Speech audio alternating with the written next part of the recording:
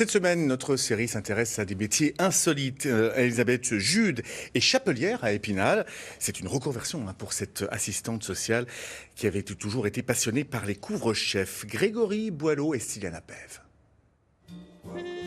Son atelier renferme de véritables trésors. Des dizaines de morceaux de tissu, des matières toutes différentes.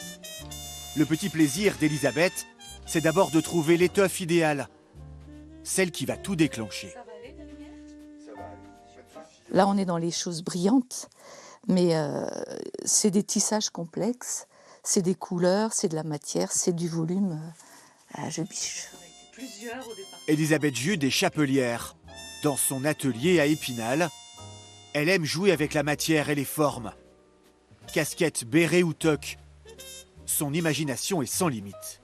Si je trouve une matière qui m'inspire, le chapeau va un peu apparaître, quoi. Dans ma tête, je vais imaginer quel chapeau va être adapté à cette matière. Est-ce que ça va être une casquette? Est-ce que ça va être un chapeau chic? Est-ce que je vais tirer vers 1900 en y rajoutant des plumes? Est-ce que ça va être plutôt tendance? Est-ce que ça va être pour une personne jeune? Mais on a des surprises. 2 à 3 heures de travail pour des modèles uniques, souvent accompagnés d'accessoires. Elisabeth s'est toujours passionnée pour les chapeaux, collectionneuse dans un premier temps. Et puis en 2011, elle se lance dans la confection. Cette ancienne assistante sociale décide de créer sa propre marque, Lily Chatoc. Je suis autodidacte, donc je cousais beaucoup. Et c'est comme ça que c'est venu petit à petit. J'ai cherché des patrons, j'en ai fabriqué moi-même, j'ai copié, je me suis inspirée, j'ai regardé. J'ai été dans des magasins, des fournisseurs à Paris. On m'a fait rencontrer des vieilles dames qui avaient été modistes autrefois.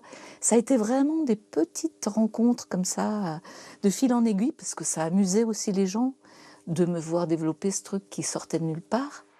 Ses créations, Elisabeth les vend sur Internet, mais surtout dans les salons dédiés aux métiers d'art. Depuis la crise sanitaire, elle expose aussi ses modèles chez des commerçants de la région. L'occasion de cibler un autre public. Et pour Elisabeth, une fierté immense de voir le succès de ses chapeaux. Samedi dernier, où j'étais chez l'opticienne à Lunéville, il y a 2 dames qui sont parties en disant « Je suis contente ».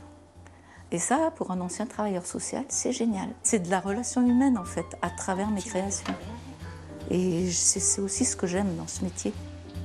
Elisabeth n'est jamais à court d'idées. Une artiste créative et innovante.